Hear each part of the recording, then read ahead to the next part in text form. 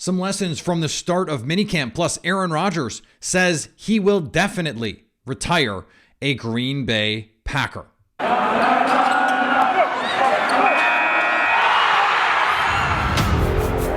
You are Locked On Packers, your daily Green Bay Packers podcast. Part of the Locked On Podcast Network, your team every day.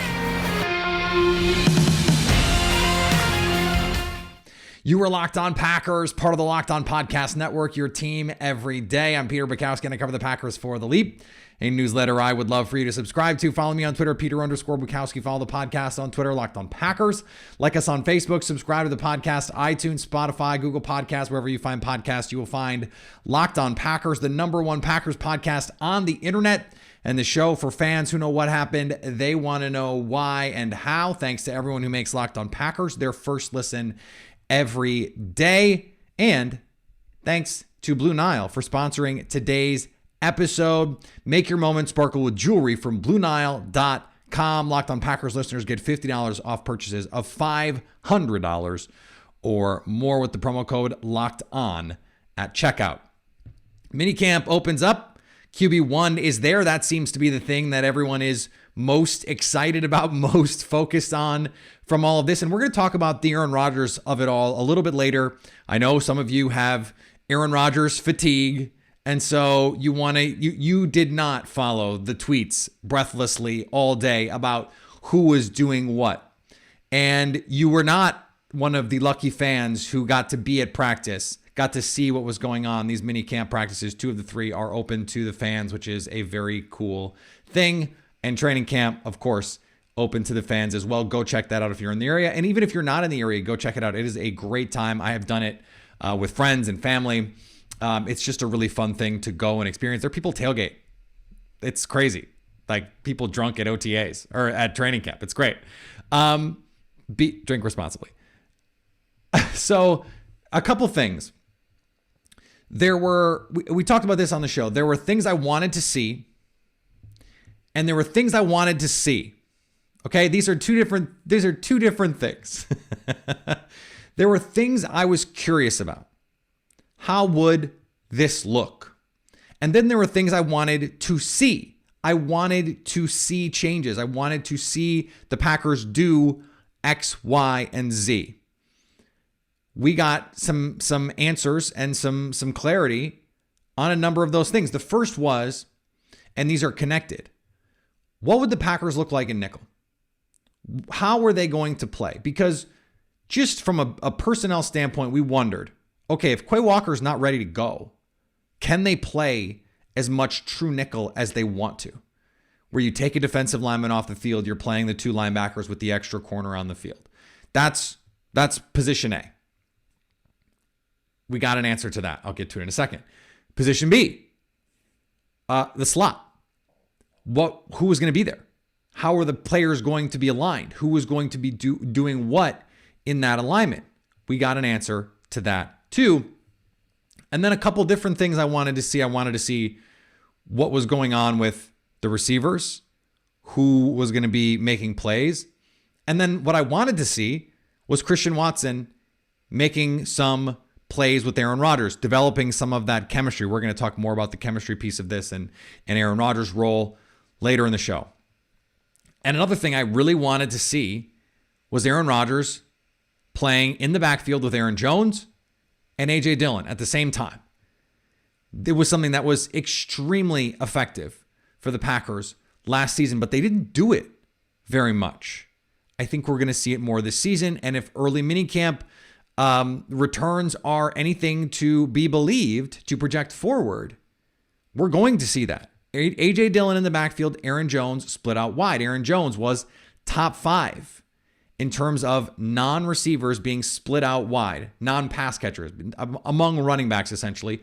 And it's not even fair because Cordarrelle Patterson was one of the guys ahead of him, and Cordarrelle Patterson for his entire career was a receiver. He was converted to running back in Atlanta, basically the way Ty Montgomery was, because they didn't have anybody else. I think part of the solution to the Davante Adams problem is Aaron Jones split out wide. We're starting to see some of that stuff take a little bit of shape. Back to the defense, though.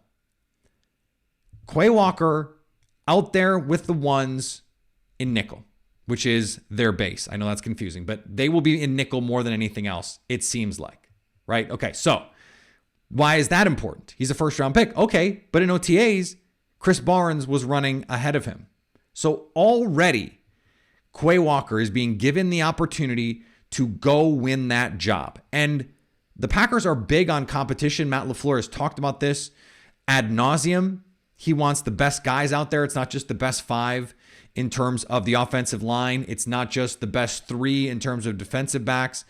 It is the best 11. Put the best 11 out there that you can and figure the rest out. Figure the rest out.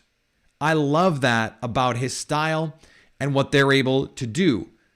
Quay Walker is going to be given the chance to essentially be the every down linebacker for the Packers, because if he's going to play nickel, I guess Devondre Campbell probably going to be the lone linebacker and dime, depending on how they want to play it. And if you trust Quay Walker to be the guy in nickel, and by the way, that's going to be what they're in most of the time, then it almost doesn't matter if he's your base linebacker. It almost doesn't. If you're in nickel 60% of the time, let's say, and you're in dime 15, 20% of the time, and you're in base 15, 20% of the time, then really the only thing that matters is who is in the nickel. Well, that's Quay Walker. So he's going to be your de facto starter there as of this moment. Plenty can change, but the fact that he was a first-round pick, that they used that first-round pick on him, clearly saw the upside. With all the misgivings that I have about that pick and the process of it and how that all went down, I understand that stuff matters. And the pedigree does matter. And they like him enough to give him every opportunity to fail. If he's already there, if he's already getting these first team reps, barring injury, it's a wrap. He is your starting linebacker next to Devondre Campbell. The other thing interesting about this defense in nickel, Russell Douglas in the slot. This is something that I don't think we should get too ahead of ourselves on, because he said, it's early. We're just sort of figuring things out. To me, this has all the makings of, we're just going to throw guys at that spot and see who pops. We're going to see what combinations work. That seems to be the coach's approach. Hey, we'll just figure this out. We'll give Rasul today will be Rasul in the slot day. Tomorrow will be Jair in the slot day. We'll see some Darnell Savage in the slot days. We'll see some, maybe even Eric Stokes in the slot days, just to give everyone a chance to get those looks. Plus, it just makes you more valuable. It just makes everything a little bit more versatile if you like a matchup, like you like Eric Stokes on a particular receiver, and you feel comfortable moving him into the slot because he played a bunch there, whether they're going to be in man coverage or not. That is something that I think you want to be ready for, because there are going to be games where you want a bigger body on a slot receiver. Teams like the Chiefs, for example, who like to split Travis Kelce out. In the NFC, like George Kittle is not used in the same sort of way, but maybe you want someone like Rasul Douglas or Eric Stokes on him. So these reps are good. Again, even if you're not in man coverage, having that bigger body in that space, and especially if they are in that region, because now you are that underneath lurk defender. You have a bigger body in there to defend against those tight ends. I think that's a really useful thing for the Packers to have. And so that cross-training is really important. Offensively, 2 things that I want to hit on here. 2 receivers jumped out on day one. Juwan Winfrey continues to be an impressive spring-summer guy. We need to start seeing it in exhibition games. He was hurt last year for exhibition season. We didn't really get to see him get opportunities in game action. And then in the regular season, in the limited action he did get, was underwhelming relative to what we had seen. We had Kurt Benkert on this show last spring. He said the guy who stood out to him the most was just obvious to him. He was almost shocked I asked the question. That's how good he viewed Juwan Winfrey as having been in the spring. He needs to put this together now, because there is an opportunity here. to go get some reps. Now, first team, Aaron Rodgers, 2 wide receiver set, Sammy Watkins, Christian Watson. Now, Allen Lazard not in the building, doesn't have to be because he doesn't have his tender signed. His agent said he's focused on this season, all that stuff. He wants to come to camp, training camp. He wants to minimize his risk, and he wants to get paid at the end of the season or maybe in the middle of the season, depending on what the Packers want to do here. He deserves a contract. You hope he gets one. Christian Watson already running with the ones, albeit an injury-depleted group of ones. But remember, and this is something that I think is a little underrated, Randall Cobb is the most veteran receiver in this group, but he's a slot player. So he's not going to be out there in 2 receiver sets. And Sammy Watkins is probably not going to play 16 games. So Christian Watson is going to play and probably going to play a lot. And right now he's popping. He's popping. And that's something that I think the Packers have to be really, really excited about, with all of the caveats of it's early, it's just minicamp. There's not really a lot that you can learn in here, but having that athleticism be real and to see it and to have Aaron Rodgers recognize it and get him some looks, that's an important piece of the process moving forward. Today's episode is brought to you by our friends at Blue Nile. You can be forgiven for not being an expert on fine jewelry. I'm not, and I bought some. It is a difficult thing to feel like you can go in and make a confident decision. That's why Blue Nile gives you help. They have staff specifically designed, even online, to help you pick out the perfect piece. And that is the beauty of online shopping with Blue Nile. Whether you're ready to pop the question or you're just celebrating a milestone moment, fine jewelry, as unique as they are, they bring you that at Blue Nile. No matter what you're looking for, Blue Nile has jewelry experts on hand 24/7. Make your moment sparkle with BlueNile.com. And Locked On Packers listeners can get $50 off a purchase of $500 or more. This podcast exclusive includes engagement rings. So use code Locked On at BlueNile.com. So there is an Aaron Rodgers piece of all this that we have to get into, right? Of course we do. We have to. And I think the easiest way to start is with the quote. And the quote, he was asked about his future, and he essentially said, the way the contract is set up, it's year to year, but was asked point blank, like, do you see yourself finishing your career in Green Bay? He said, definitely. Definitely. This raises questions about Jordan Love, his future. This raises questions about Aaron Rodgers. And not new questions, but what's interesting to me is, in this case, we're talking about his old answer to this question. His old answer was always, I want to finish my career in Green Bay. I think it's special what Kobe did, what Dirk did, what Duncan did. He always went to basketball examples and stayed with one team their entire career. He felt that. And that's part of what made this so unbelievable to me last offseason when we had to go through this whole process of, did he want to go and all of that? So it's not surprising to hear him say that now. He signed the contract. We knew that this was probably where he was in this process, that he felt like, okay, I'm retiring as a Packer. This is what signing this contract means, is I'm retiring as a Green Bay Packer. That's objectively good. Aaron Rodgers is still an awesome quarterback, one of the best, if not the best quarterback in the league, and it's the best chance for the Green Bay Packers to win a Super Bowl this season, and probably next season, and probably the year after that.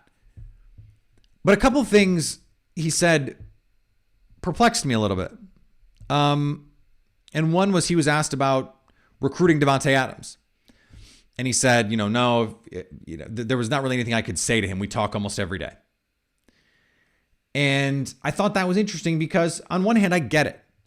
Davante Adams has been in Green Bay. He knows these coaches. He knows these players. He knows this offense. He knows Aaron Rodgers.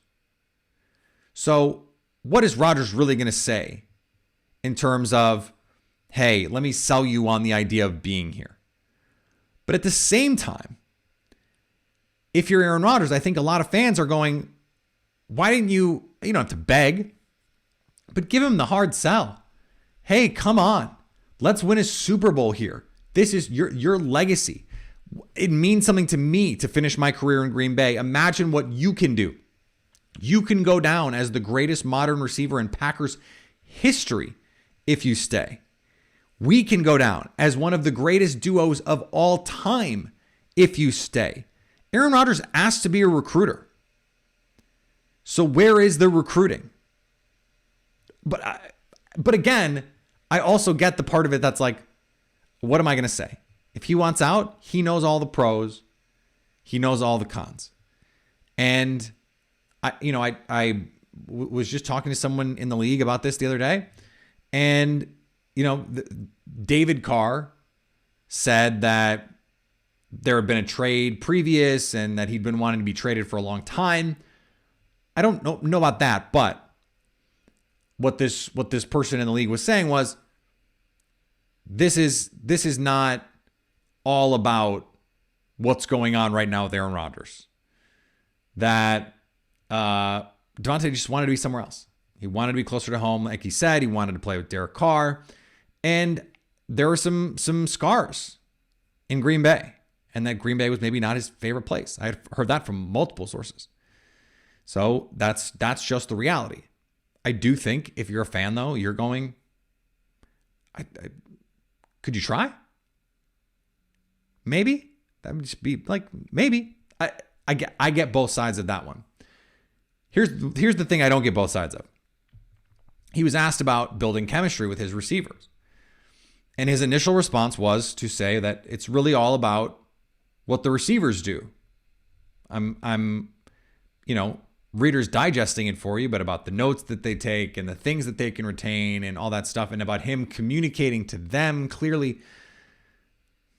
Here's the problem I have with that.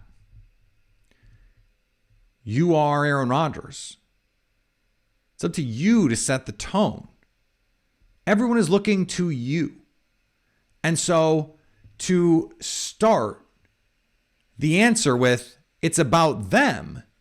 Well, yes, we know they need to get on the same page with the playbook. We know they need to know where to be. We know they need to know where you expect them to be.